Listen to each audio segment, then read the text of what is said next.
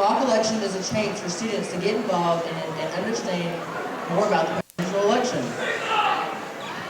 Well, I vote for Al Gore. He has my vote, hands down.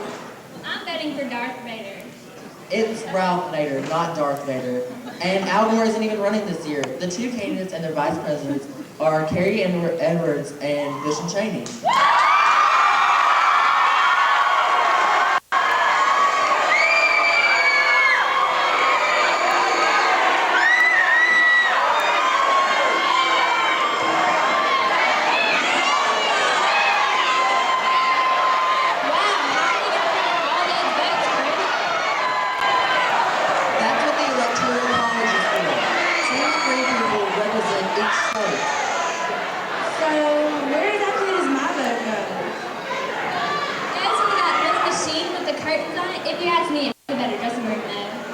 Actually, your vote goes to your state representative, and your representative not only represents you, but your entire state.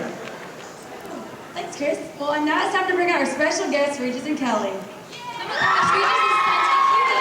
And Kelly's so hot. Ladies and gentlemen, Regis and Kelly.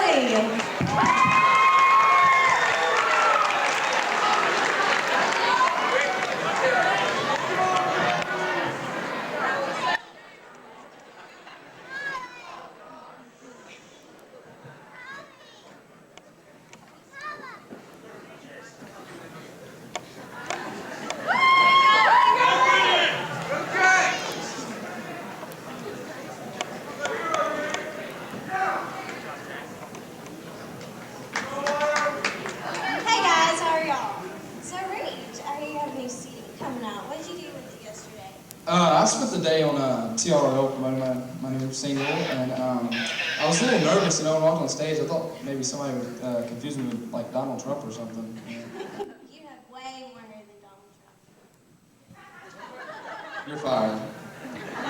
Fired from which job? I mean, I wish I could be, but not from this one, of course. Well, anyway, so what'd you do last night, Yella? Well, I bathed the kids and changed their diapers and put them to bed. Then Mark and I had a romantic dinner for two. Nice, nice. Well, speaking of romance, today on our show we have Paris and Nicole Hilton, and I'd have to say I'd like to have a little romance with these two myself. So. Oh, Big Daddy, you go take a cold shower while I talk fashion with Paris and Nicole Hilton. Please help me give a warm welcome to two of the most beautiful people in the biz, Paris and Nikki Hilton.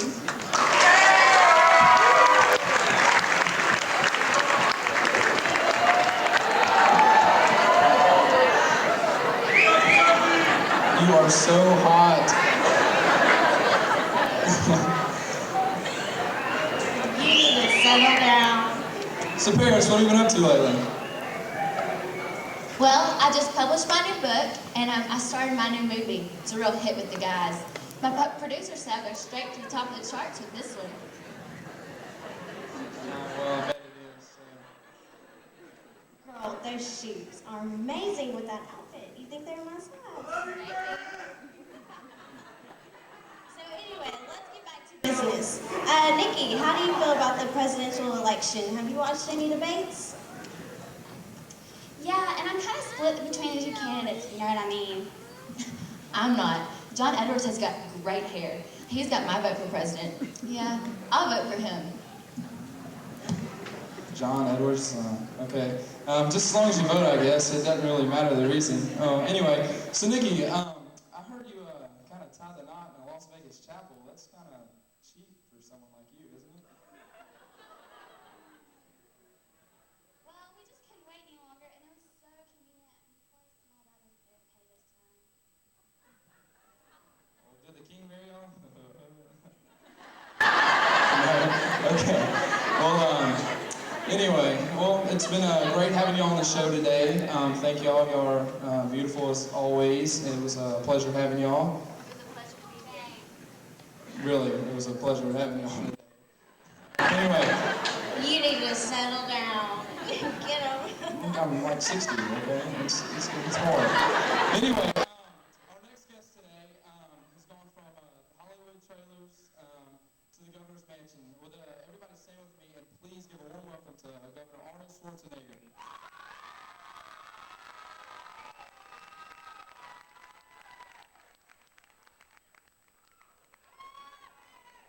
to be here. Let me just... I know. You've got to let me feel those biceps.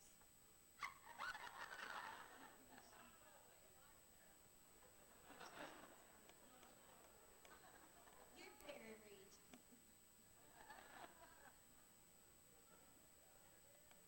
I think we're pretty close. Hey, come on, Reach. Let's compare biceps real quick. Come on.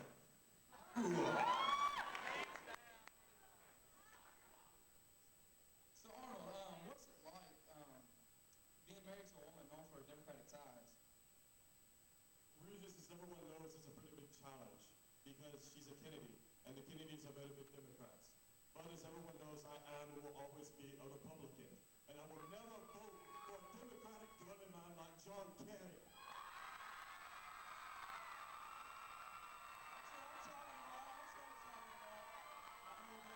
That's awesome. Anyway, well, Wow, that was beautiful. Well, anyway, thank you so much, guys, for coming out with us today. And tune in next week if you're into the whole catfight thing for the Battle of the Divas with Lindsay Lohan and Hillary Duff. it's so hot, y'all. It'll be awesome. Y'all definitely tune in. It's gonna be awesome. Thank y'all for having us. And we'll see you next week.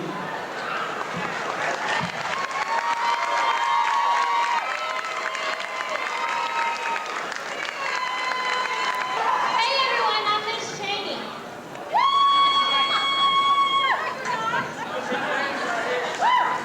I'm Condoleezza Rice, and I'm Miss America. Hello, United States!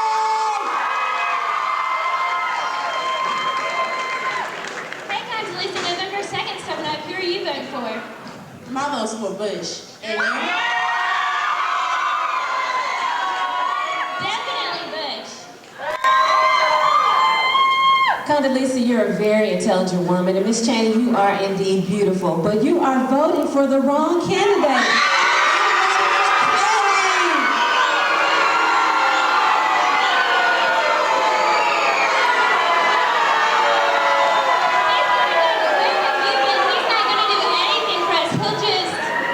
Hey, cool it. It doesn't matter who you vote for. Just make sure you vote. Make sure you make your votes count and let your voices be heard.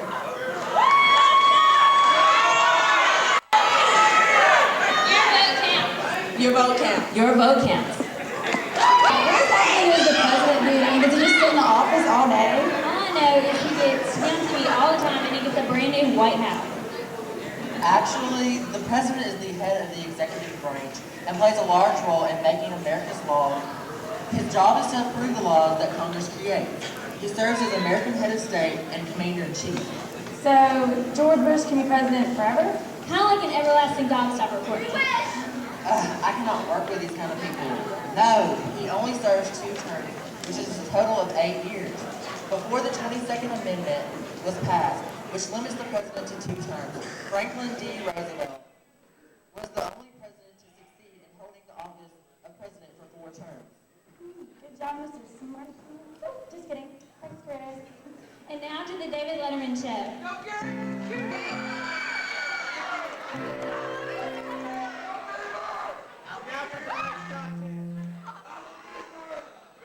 Tonight's top 10 is the top 10 things people realize after watching the presidential debate.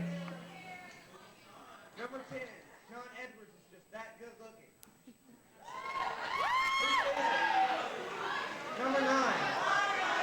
Number 9, Dick Cheney is just that old. Number 8, George Bush looks just like his dad. And John Kerry looks just like Mr. Ed.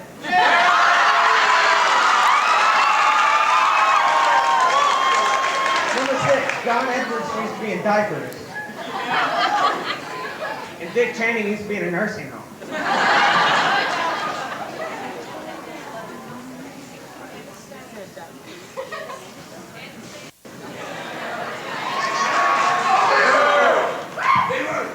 Number 4, George Bush needs to change his mind. And John Kerry needs to stop changing his mind. Number 2, let's get on with this election so we can watch football. the number one reason, and the number one thing people realize after watching the presidential debates, they took CSI for this. And to start off our show tonight, let's get an applause. Tonight we have Queen Latifah.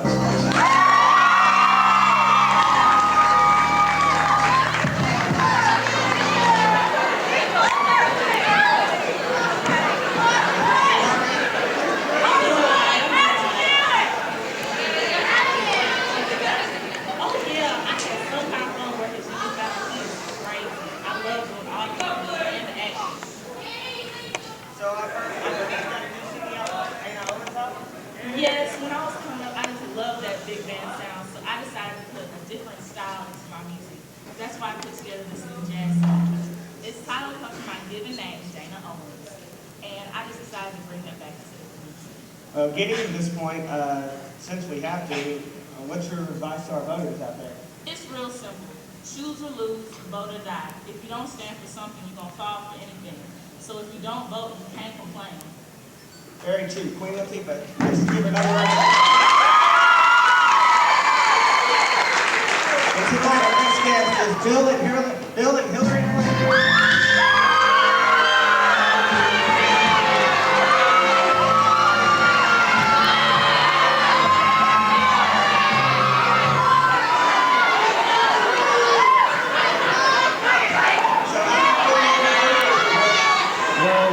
I guess it was ready.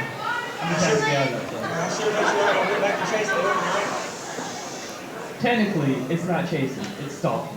Well, Miss Clinton, should I say Senator Clinton, since you obviously were the pants in the family, how's it going as Senator of New York? I would say it's going tremendously well.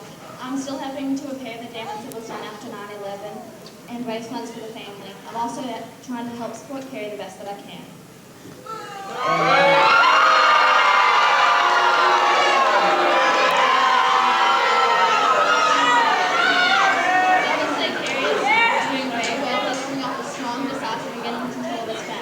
Whereas Bush, he kind of dances around with questions that are too hard to answer.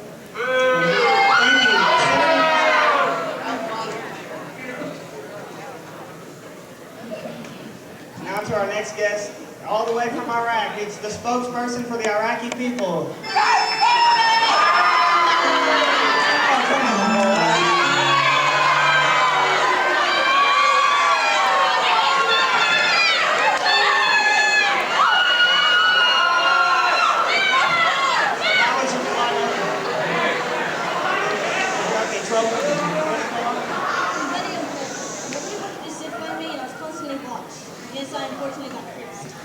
So how do you feel about the soldiers being in your country? You know, I wish you people would get out. You come into our country and try to govern us the way you believe the world should be governed, but yet you have no knowledge of our traditions, religions, or our way of life. You people have no respect.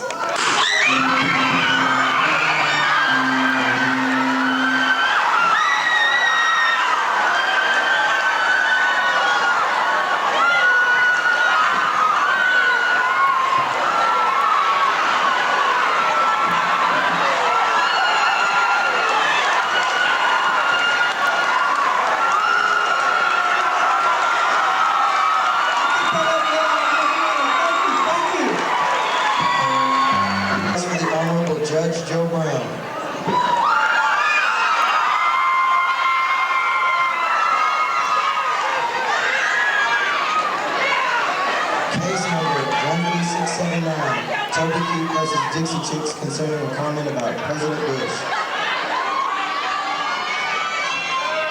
Mr. Key, will you post a bench so the ballot can swear you in? Raise your right hand. Do you swear to tell the truth, the whole truth, and nothing but the truth, so help you God? I do. State your name for the court. Toby Key.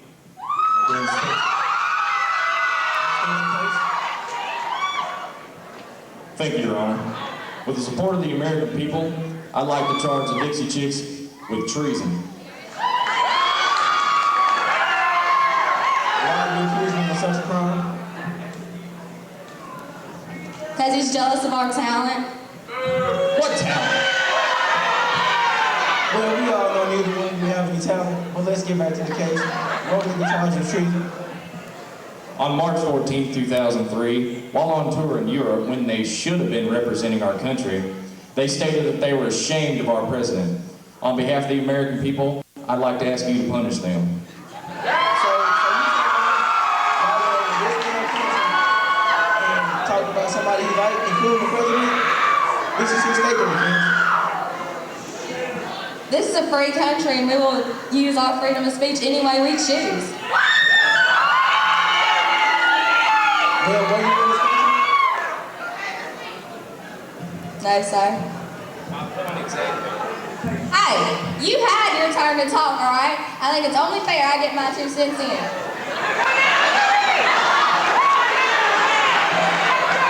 I had enough here, my young lady. Bailiff, please escort her from my courtroom.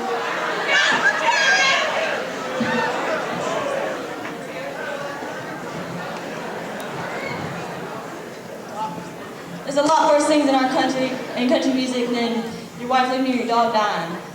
Yeah, there's radio stations that aren't playing our music because we done gone and said some things against the president. They're not playing the music because they're playing what people want to hear. All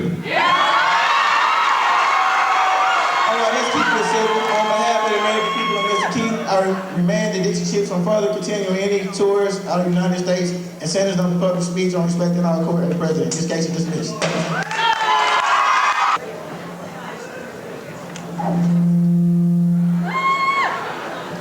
Hey, Stephanie, now that I've heard a little bit about what the president does, can you tell us exactly what the vice president does?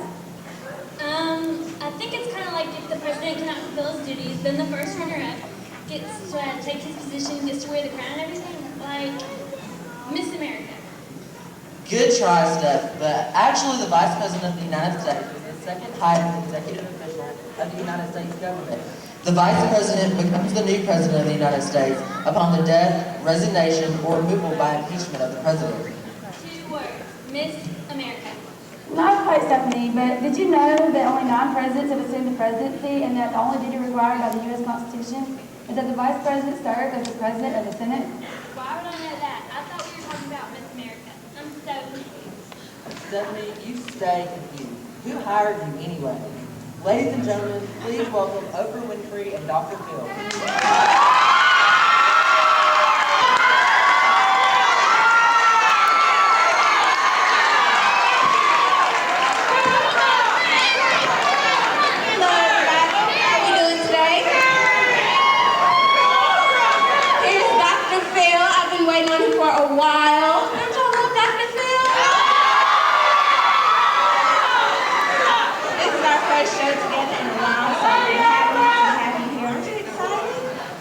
I tell you, it feels great to be back.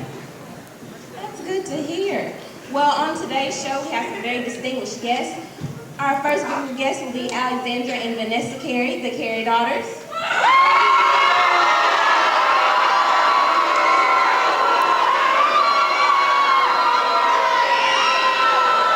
Also, on our show, we're going to have Jenna and Barbara Bush, the Bush twins.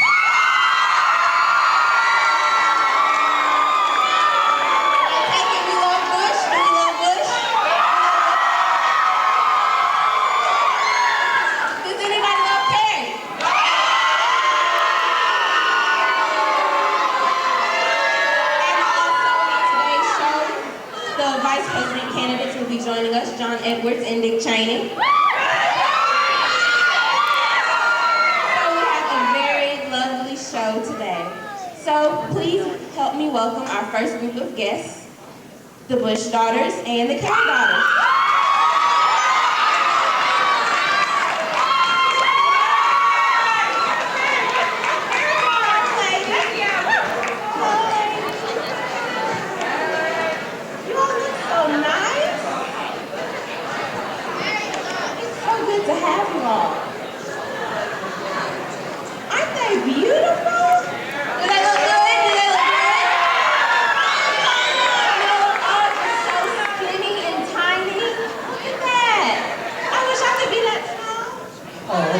Absolutely stunning. Thank you, thank you. All right, ladies, have a seat. Thank you for joining us today. I'm very excited to have you at this time of year because it's election time, and you all being who you are, I'd love to hear your opinions. In this year's election, as young people, do you all feel that voting matters for the young people? Do you feel that it's necessary to vote, you being your age?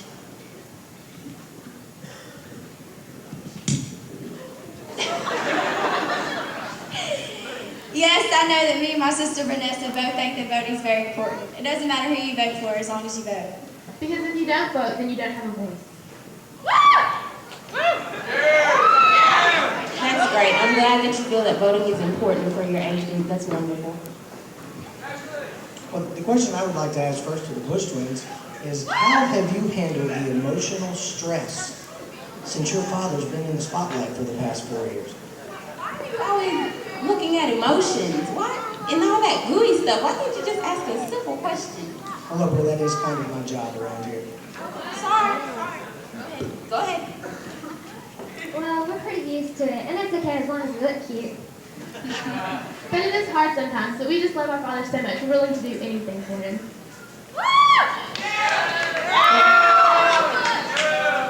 Now, the same question to the Carey daughters. How do you think you're going to be able to handle the emotional stress if your father is elected? Well, our father used to be in the Senate for many years, so we're already used to being in the spotlight. And we know that if our father is elected, we know that we'd be looked at more closely, and we're willing to do that for our father. You willing to support your father do anything? Back 100% of the way?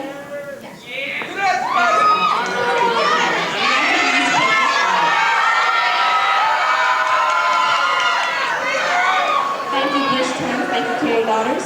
And now for our second group of guests, we have both vice president candidates. We have Dick Cheney and John Edwards.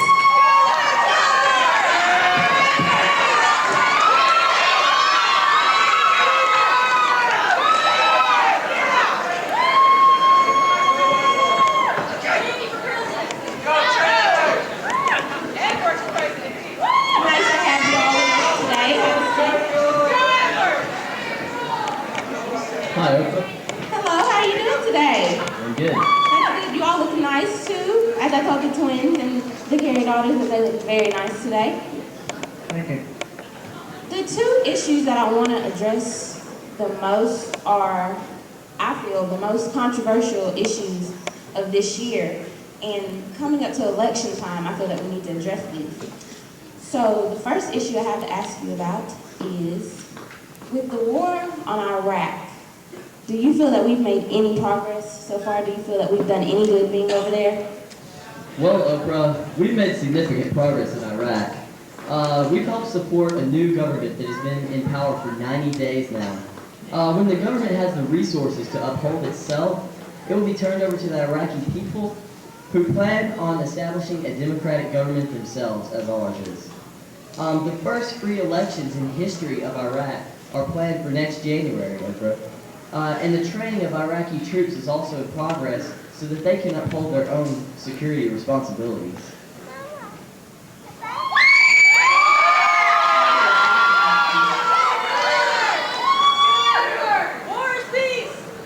Mr. Vice President, you are still out there serving the American people. The reality you and George continue to tell people is that things are going well out there. We don't need to explain this to them. They see it on the television every single day. We lost more troops in September than we lost in August. Lost more in August than we lost in July. Lost more in July than we lost in June. The truth is, our men in uniform have been heroic. They have done everything our military has asked them to use. And it's not just me and John Kerry that's in the mess in Iraq. There are Republican leaders too, like John McCain and like Richard Lugar, who have all say Iraq is a mess and it's getting worse. We need a new fresh start. We need to speed up the reconstruction of Iraq so the Iraqis see tangible progress. And we need to speed up the retraining of the Iraqi troops so we can hand over the country. Now, I believe that we need a president who has credibility and who can bring others into this effort. And I believe that John Kerry can do that.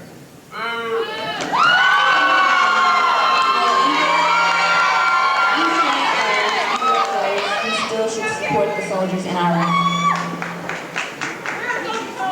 Wait, gentlemen, my next question for you is probably the next most controversial topic of the year. What we're wondering is, me being a married man myself, I'd like to know what y'all think about the new marriage amendment. Well, Phil, I believe different states have their own opinions on this matter, and that's perfectly fine. I do not believe, however, there should be a federal policy in this area.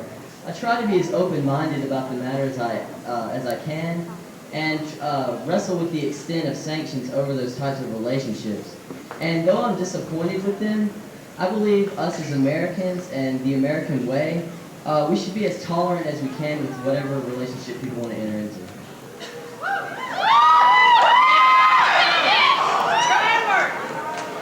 Now, at this question, let me say, I believe that the Vice President and his wife love their daughter.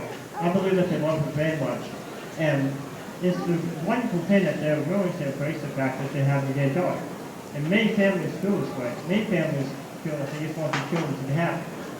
Now, John Cheney and I both believe that marriage is between a man and a woman. And we also believe that there should be committees, that there should be long-term benefits for people who are in long-term and committed relationships. But we should not use the in the last 200 years, no state has ever been able to recognize the other state's marriage. So we should not use the Constitution to divide the country.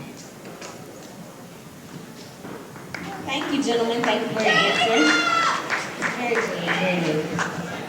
Okay, that's all for today's show. I'd like to thank my guests, the Bush twins and the Carey daughters.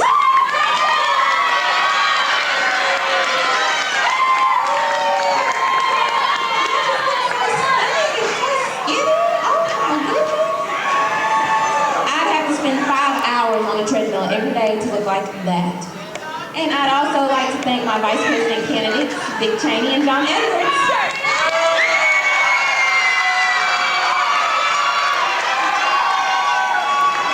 Dr. Phil. Thank you for joining us today. That's all we have for today. See you tomorrow.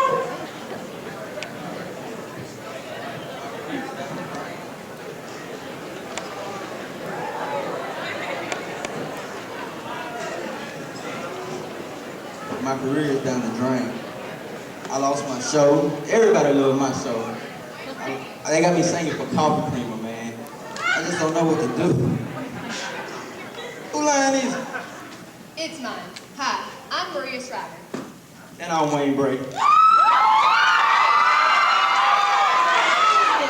Vice Presidential candidate John Edwards. And we're here today to urge you to get out and vote.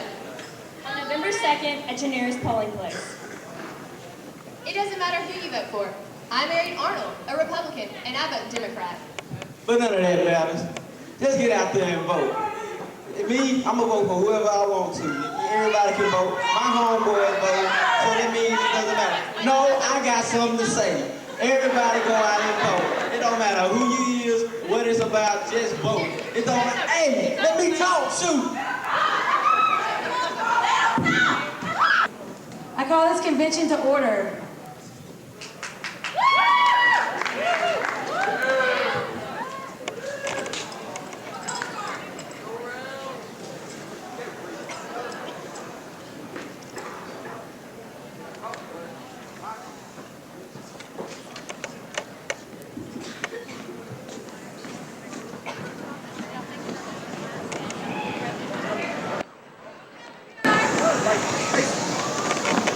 Set.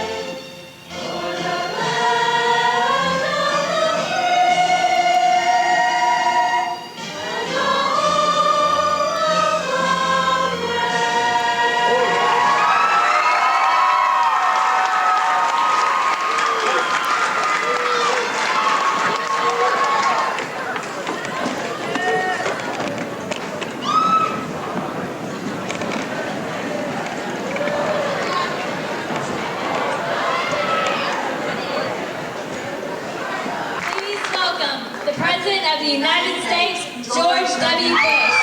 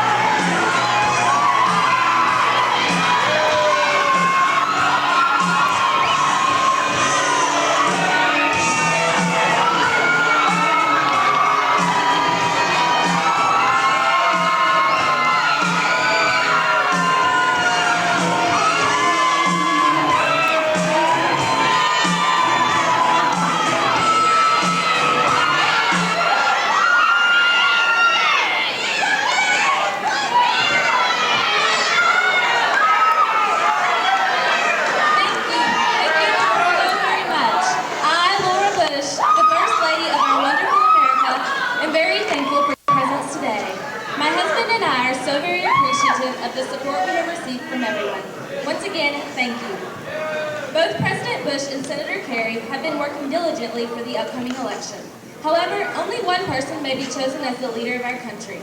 It is with the utmost confidence in my husband that I say we want 4 more years.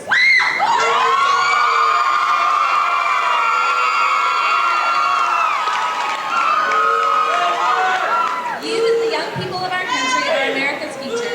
You have the privilege of voting and voicing your opinions, and believe me, the Republican Party will hear your voices and put your thoughts into action.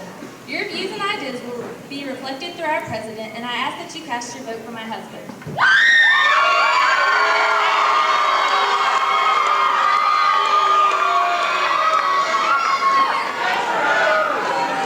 The Republican Party is focused on the well-being of America's youth. Our efforts toward better education will continue to thrive and grow. As a former librarian and teacher, and as an advocate for No Child Left Behind, I am pleased to see America's education at its best. Education is the key to success. The opportunity for a successful career is much greater when you possess a quality education. Since the election of President Bush 4 years ago, America's unemployment rates have decreased greatly. These rates will continue to decline, and more jobs will become available as the youth of America receives a genuine education.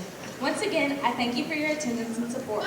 Without all of you, nothing is possible. It is with great pleasure that I now present to you my best friend, my husband, and most importantly,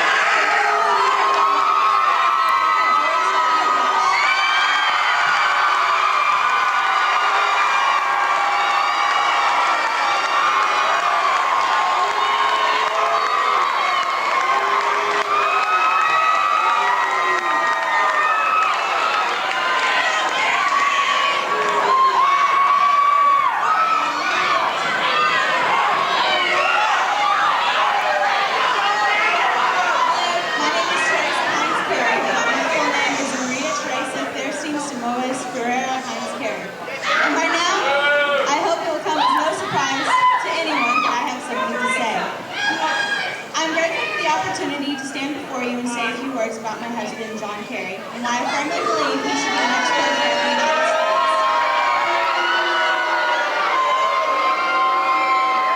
John believes in a bright future. He believes we can and we will invent the technologies, new materials, and conservation methods of the future. He believes that alternative fuels will guarantee that not only will no American boy or girl go to war because of our dependence on coal and oil, but also that our economy will forever become independent of this need. John is a fighter. He earned his medals the old-fashioned way, by putting his life on the line for his country. And that is why, as president, my husband will not fear disagreement or dissent. He believes that our voices must be the voices of freedom. I think I found just the guy to lead our country. I'm married to him. So, without further ado, I present to you my husband, Senator John Kerry.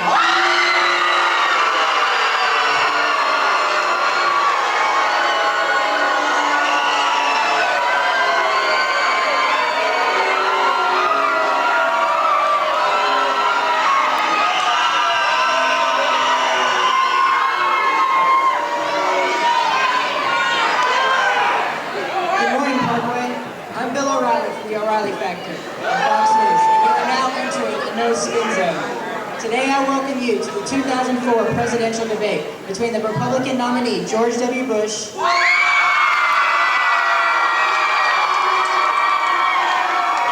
and the Democratic nominee, John Kerry.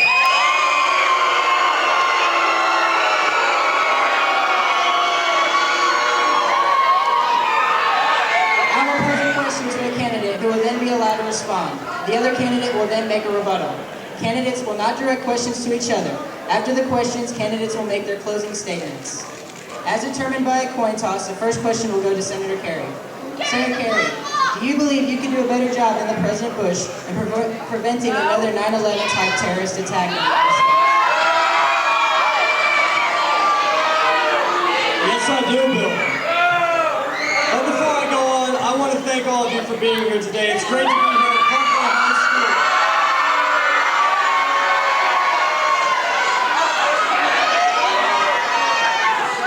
here at Parkville High School. First of all, I want to thank everyone who's made this possible, all of the people who've helped out with the mock election. You guys are great. I want to thank President Bush for being here. Thank you very much, President Bush.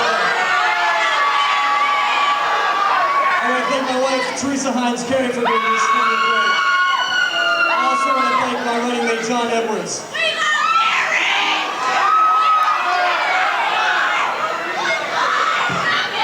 I can make America safer than President Bush has made us. That the President and I both love our country equally. We just have a different set of ideas on what makes America safe. I believe America is safest when we're leading strong alliances in the world, and we're leading those alliances to the best of our abilities. The President has left our alliances in shatters across the world.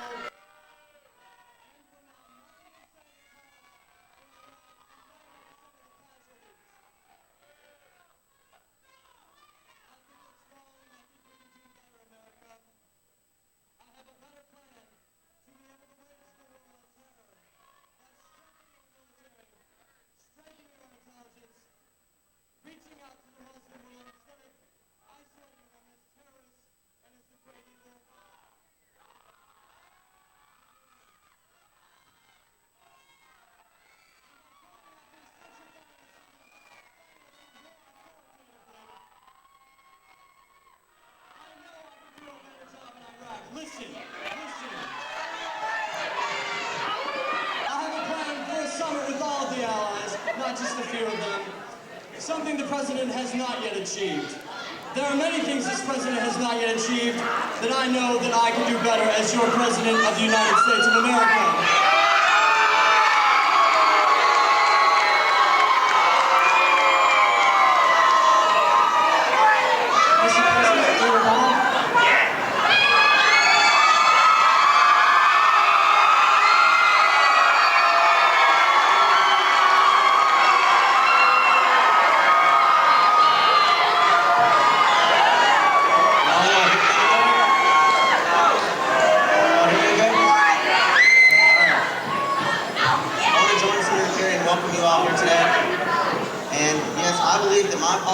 will prevent another 9/11 type terrorist attack.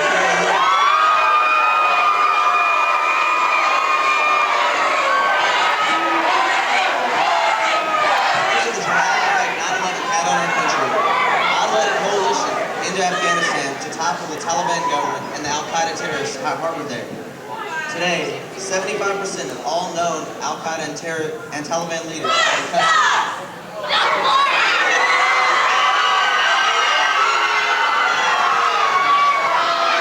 Now, freedom is spreading all over the Middle East, and the recent Afghan election is a perfect example of that.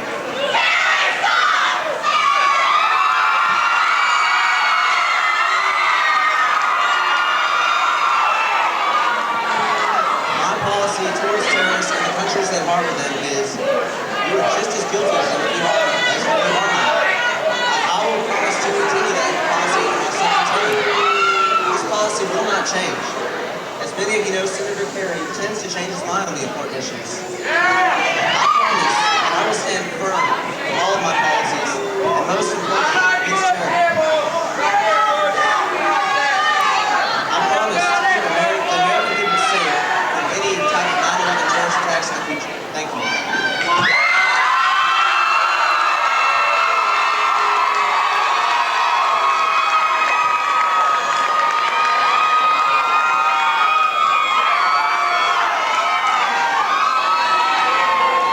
Mr. President, you made a statement where you admitted that Iraq did not have weapons of mass destruction, but you justify the invasion by stating, I quote, "He retained the knowledge, the materials, the means, and the intent to produce weapons of mass destruction, and could have passed this knowledge to our terrorist enemies."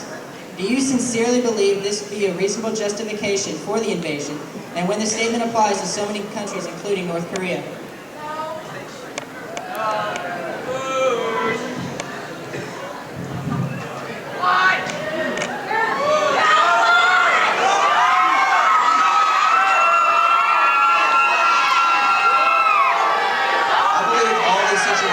Are very different, with different circumstances surrounding them.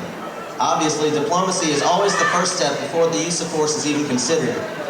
As President, I promise to do everything in my power to ensure that another 9/11 never happens again in the United States.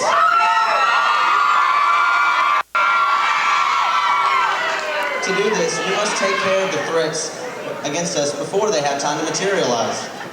After the invasion of Afghanistan against the Taliban, over 75% of all the leaders have been brought to justice. Then I saw the very unique threat posed by Saddam Hussein and his evil regime. Though he did not possess the actual weapons of mass destruction, such as nuclear and biological weapons, he still possessed the means and intent to restart his weapons programs.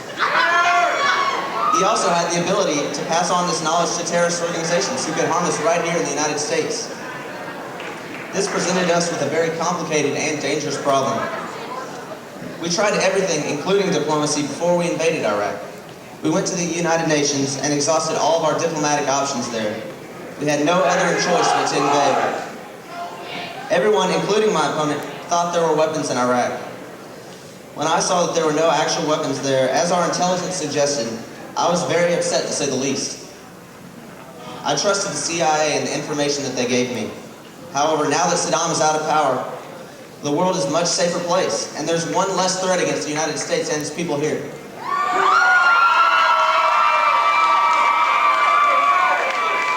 Saddam was a threat, and our coalition prevented what could have been another 9/11 right here in the United States. Thank you.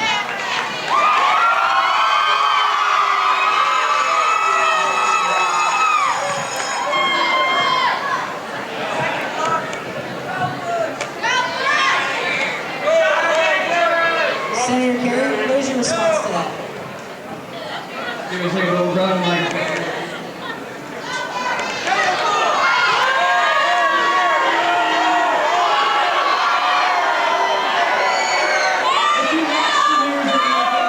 you'll see that the world is more dangerous today. The world is more dangerous today because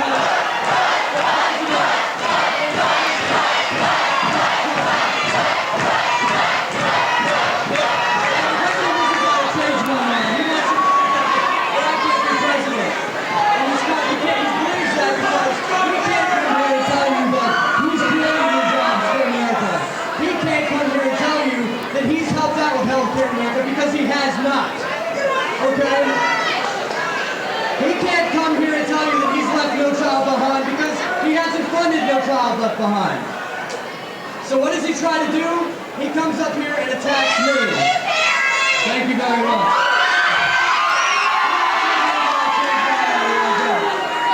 Let me tell you straight up, I've never changed my mind about Iraq. I do believe Saddam Hussein was a great threat to America. I always believed he was a threat. I believed he was a threat in 1998 when Clinton was president. I believed to give Clinton the power to take out Saddam Hussein if necessary. I would have used that power in a wise manner. I would not have rushed to war without a plan to bring the peace in Iraq. I would have brought our allies to our side instead of pushing them away as the president has done. The president even said so himself. Where are the weapons of mass destruction that we went to war for, America? Where are they? Can the president account for them? The original intent to go into Iraq was the weapons of mass destruction, not the removal of Saddam Hussein. The big thing is that in the war on terror, your president has taken his eye off the ball, off of Osama bin Laden, and moved him into Iraq, a country where we have no business being in the first place.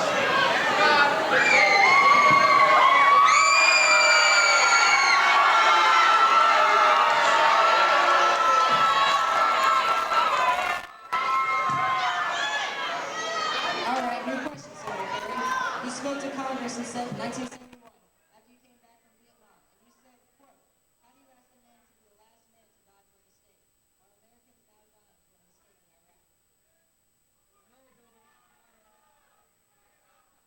Are Americans now dying for a mistake in Iraq?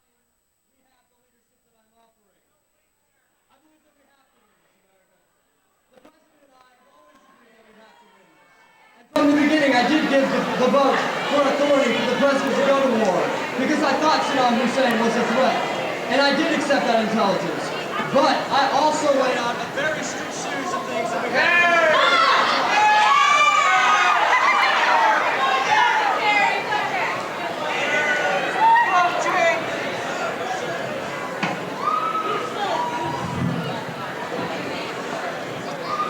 Black silver, which one is it going to be, President?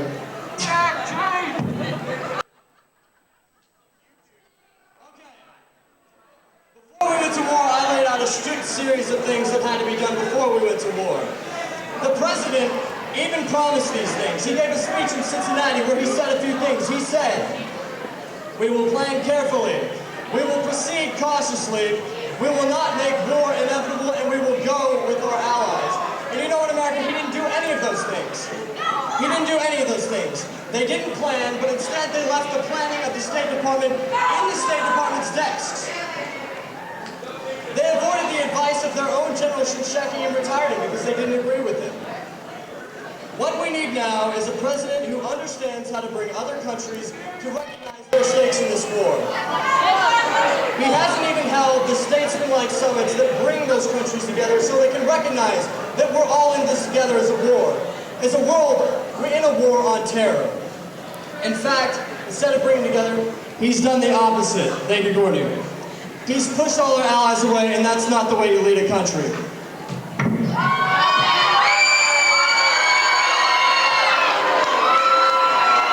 Mr. President?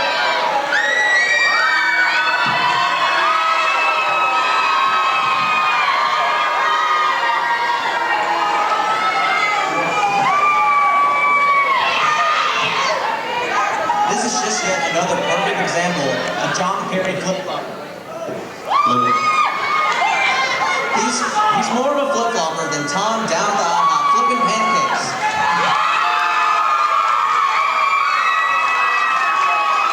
He says that Americans aren't dying for a mistake, but he says this war is in the wrong place and at the wrong time. He says that he will get foreign leaders to come with him into Iraq. I ask you, what leader would follow him saying that this war is for absolutely nothing? The answer is no one. No leader is going to commit their troops to die for what he thinks is a lost cause. All diplomatic routes were taken, and war was the last result, and it's unfortunate that it came to that. We went to the UN and got the same old thing. They told Iraq to disarm or else. We've seen in the past that just doesn't work. There have been over 13 other resolutions that said exactly the same thing. And guess what? He just continued to defy the UN. Also, the senator says we didn't have any allies in Iraq. That's a slap in the face to Tony Blair of the UK and Alexander Kwasniewski of Poland, and over 30 others involved too. Their troops are on the ground in Iraq as we speak, fighting next to our troops. It's a misstatement from him to say that we didn't have any allies in Iraq or tried diplomacy first. War was the last result. Thank you.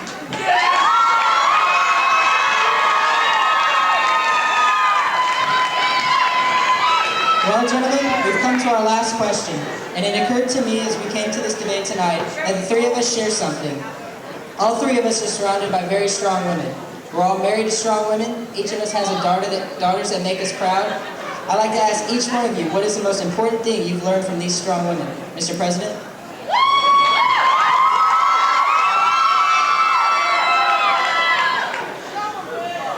I've learned all sorts of things from the strong women in my life. I've learned the little things, like not to scowl and just to listen to them. I love the women around me more than I can ever express in words. My two beautiful and wonderful daughters, Jenna and Barbara, are here with me today, and you saw them being interviewed on Oprah and Dr. Phil. Not only do they do all sorts of little public things like that for me, but they remind me I can't sweat the small stuff. I know that my hair would be even more gray than it is today if it weren't for them. There's a funny story that goes along with when I asked my wife, Laura, to marry me. When I asked her, she said, fine, as long as I never have to make a speech. And I told her, you've got a deal. Y'all heard a great speech today, and I know that I'd be in some major trouble if she would have held me to that promise. Not only does she speak better English than me, but the people can relate to her in what she's saying. I met her in a barbecue in Midland, Texas. One of my friends told me to come because she thought that there was somebody there that I might be interested in. Not only was I interested, you could say that it was love at first sight, and nothing in my life has been better ever since. Thank you.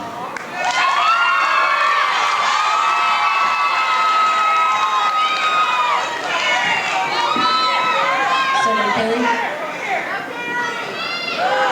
What can I say about the women in my life? Certainly not enough. From my wife, Teresa Hines Carey, who I love very, very much, to my daughters, they keep me in line, and I'm very, very proud of them. Now, before I go on about this question, I want to speak to you about a woman who isn't here today, who wasn't mentioned. Before I was running for president, before I decided to run for president, I went to see my mother in the hospital who was dying. I went to her and I said, Mom, I want to run for president. What do you think? What do I need to look for in a president? What do I need to do this? She looked me in the eyes, ladies and gentlemen, she said, John, just remember, integrity, integrity, integrity.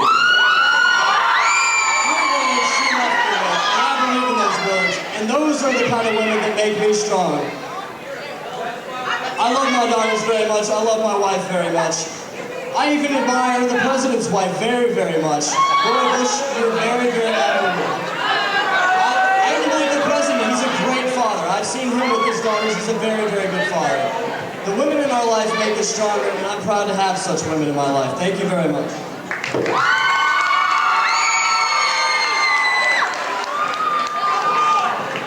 The choir will now lead us in the song, which will be followed by the closing statements.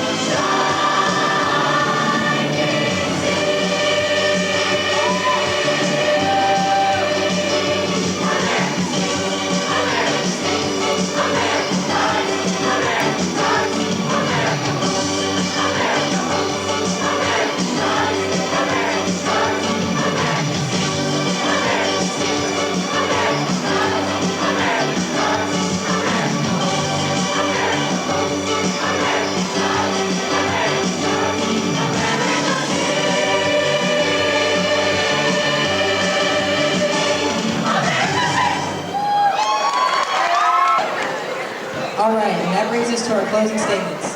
And again, as determined by a coin toss, Senator Kerry, you may go first. Good morning once again, everybody. It's great to be here. America was born in pursuit of an idea that a free people with diverse beliefs can govern themselves in peace. Throughout history, we have forged great alliances in order to defend, encourage, and promote our ideas around the world. Through 2 world wars, the Cold War, Kosovo, even the Gulf War, America led instead of going it alone. We respected the world, and the world respected us. Today, our leadership has walked away from more than a century of American leadership in the world to embrace a new and dangerously ineffective American disregard for the world. They bully instead of persuade. They act alone when they can assemble a team. They confuse leadership with going it alone. And they fail to understand that real leadership means standing by your principles and rallying others to join you. John Edwards and I believe in a better, stronger America.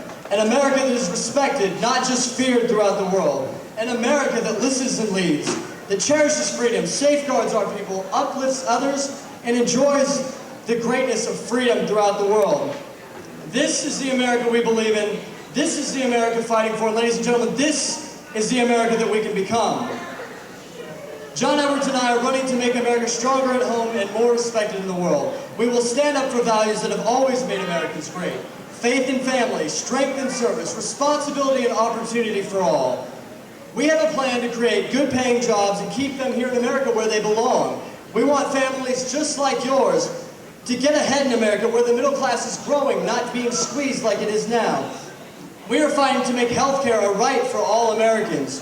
We have a plan to make this nation independent from Middle East oil, and we believe that we must modernize and strengthen America's military, defeat global terrorism, and lead a new era of alliances so that young Americans just like yourselves don't have to be put in harm's way because we insisted on going it alone. John Edwards and I have great plans for America. In a country where the current president believes in giving a tax break to the wealthiest 2% of Americans, we want to repeal that tax break.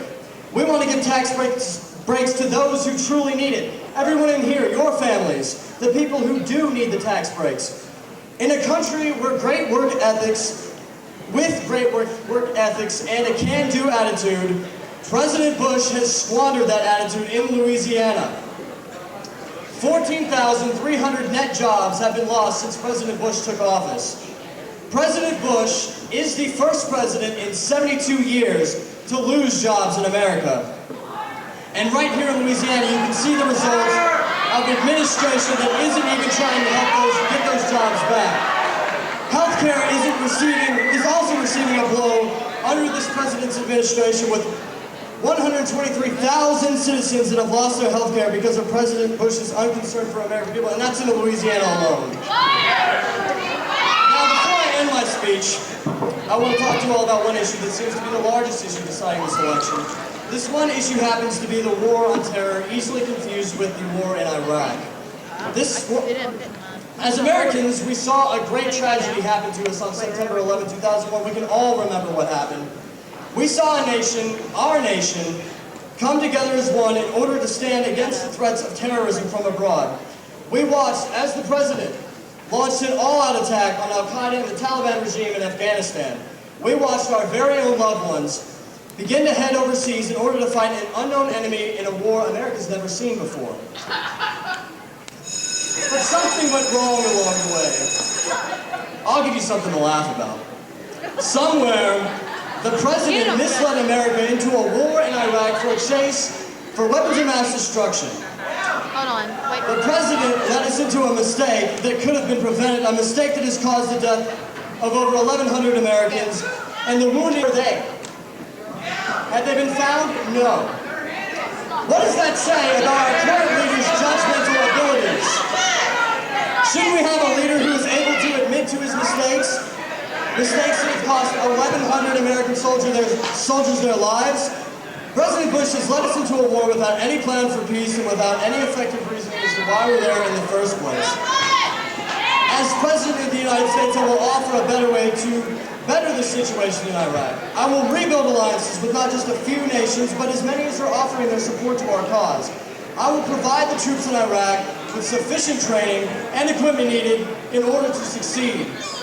I will work with the United Nations and NATO to promote diplomacy instead of severing ties with our allies and destroying the leadership qualities America possesses throughout the world. I firmly believe that patriotism wears no political label. President Bush and I both love our country equally, and both have America's best interests in mind. We differ in the aspect in where we believe that we can lead, and how we have America's best interest in mind. As citizens of America, regardless of political standpoint, I urge you today to get out and vote. Vote on November 2nd, sorry. Voting is one freedom that we should hold in high regard in this day and age. Thousands of respectable men have died ensuring that we do have that right in America, so please don't abuse the freedoms they've fought so hard for. On November 2nd, get out and vote. If you're too young, get your parents, your uncles, your grandparents. Get them out to show support for a cause. Collectively, as Americans, we can make a difference. Now, most politicians have a tendency to end their speeches by saying, "God bless America," or something along those lines. But today, I want to thank God for blessing us as He has for so long, in times like these, where times are tough. I want to thank God for continuing to bless our great nation. So today, I stand before you in hopes that our Father will continue His great blessing and the blessings of freedom that we have in America. Thank you very much, Parkway High School, for having us here today. It's been a great honor.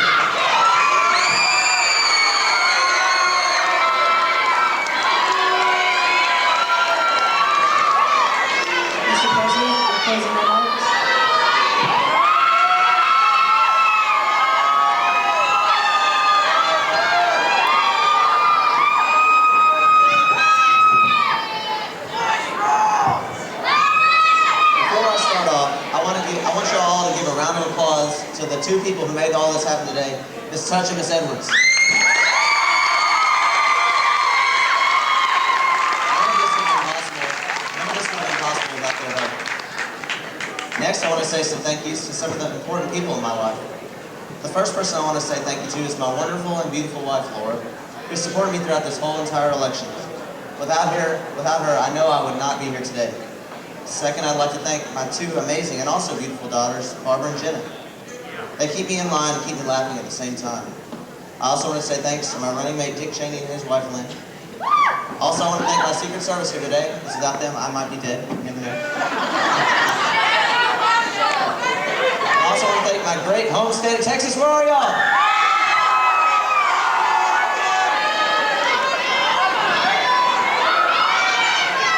Most importantly, I want to thank you, the voters of Parkway High School.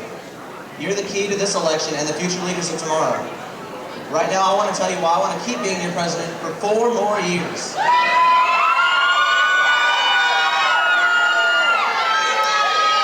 As president, I believe it is important to have a leader that will take a stand on the real issues. I also believe that it is important to have a president that will stand firm in his beliefs, regardless of what other people might think. I've taken a stand on all the important issues, and I have never changed my position on any of them. If Senator Kerry is elected as your next president, you won't get these important qualities. You'll get a flip-flopper who changes his mind every time his poll number goes down. Here's just one example of the multiple times Senator Kerry has changed his mind. When I asked Congress for the authorization to use force in Iraq, Senator Kerry voted for that resolution, knowing that it was a necessary move. However, once the troops got there, he voted to deny proper funding and equipment for them. Would you want somebody like that who would put our troops, your friends, your family, your brothers, your sisters, your parents, in harm's way?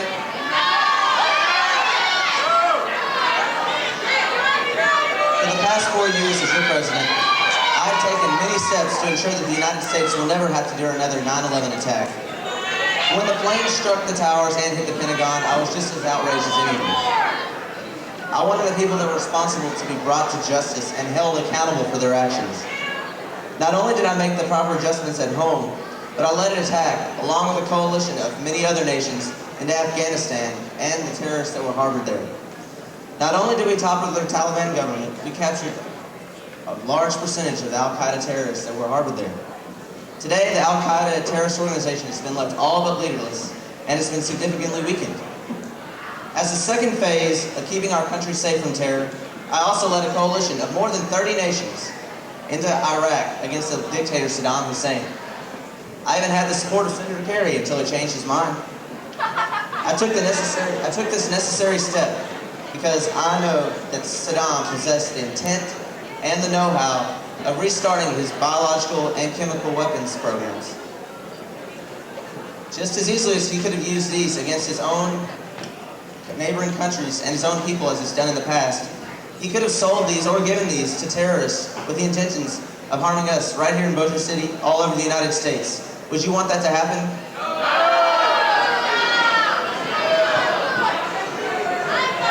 I know, and even Senator Kerry knows, that Saddam Hussein posed a huge threat to the United States and all of our interests around the entire world.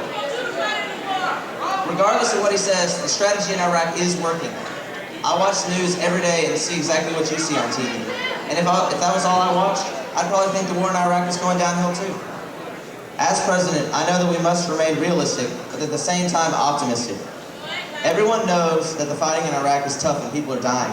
But I can't tell you how important it is that we stay the course and win this war. We are making progress and have captured many key leaders, including Saddam Hussein himself. Insurgents are either being killed or laying down their arms. We are winning, and we will win this war.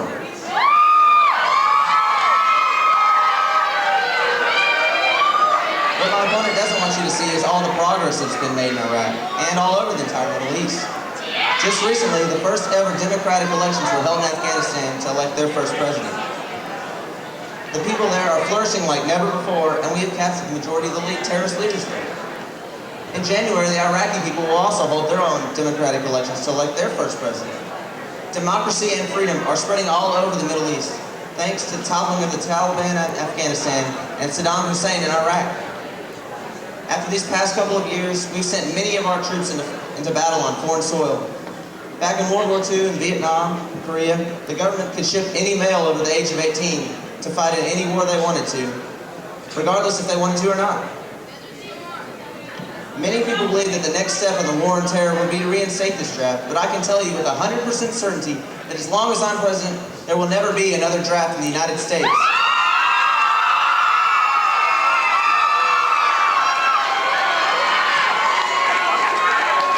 Our armed forces are and will remain an all-volunteer army. During my 4 years as president, I've cut taxes for all Americans. I want to make sure these tax cuts are made permanent. My tax cuts benefit everybody, despite what Senator Kerry said. I've given families with children relief, and I've lowered the marriage penalty, just to name a few of the benefits.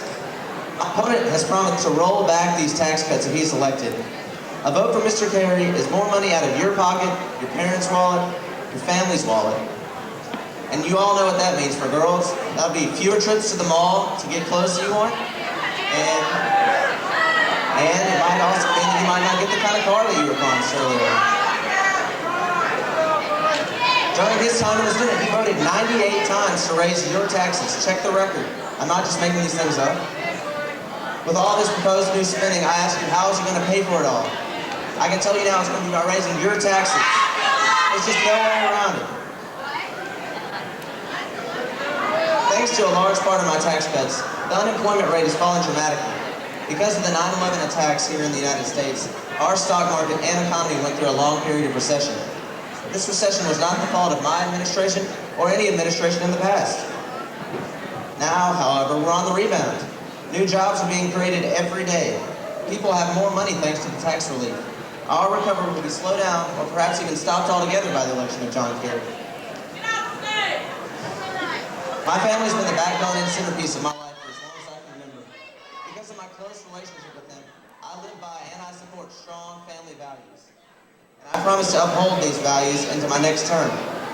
Nothing is more important than to stand up for what you believe in, and I promise to do that on your behalf.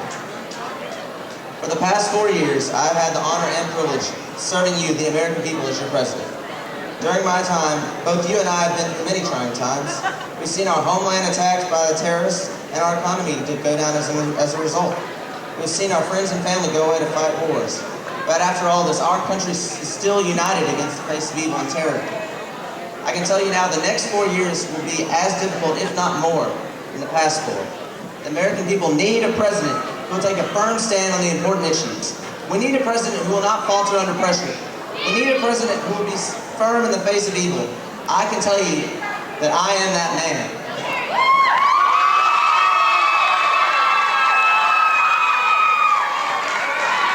In closing today, I ask you to look around and count all the blessings in your lives today. Though you might not be having the best week or day so far, just look at the other kids around the world. In countries in the Middle East, kids just like you would kill to have the kind of freedoms that you have here in the United States, the best country in the world. I urge you, don't take voting in this election or any other elections for granted. Think of all the lives that have been lost fighting for freedoms that you have today. If you're old enough, get out and vote, and even if not, make sure everyone that you know does. I know that you will see that I, George W. Bush, am the right man to lead America for the next 4 years. Thank you, and remember to get out and vote. Thank you very much.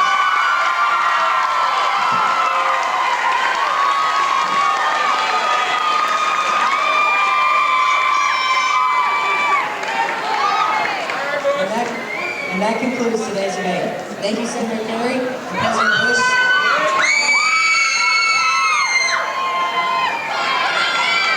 November 2nd. From Parkway High School in Bossier City, Louisiana, I'm Bill O'Reilly. And don't forget, the spin stops here because we're looking out for you. Thank you and good day.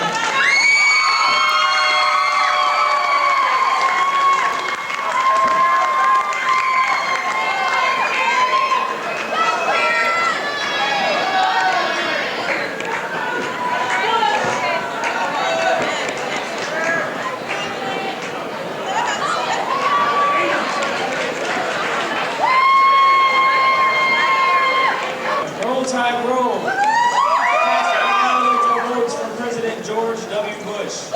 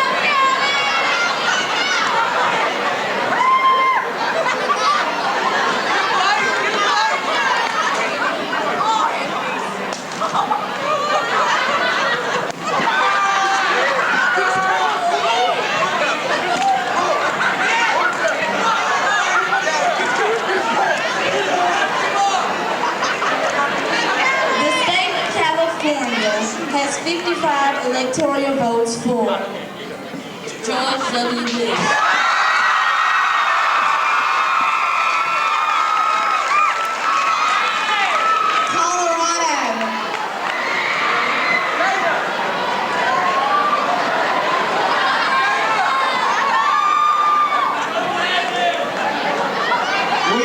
State of Colorado cast 9 electoral votes for George W. Bush!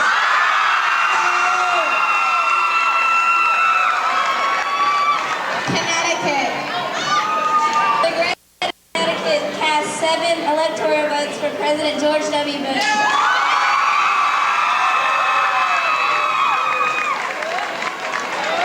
Delaware.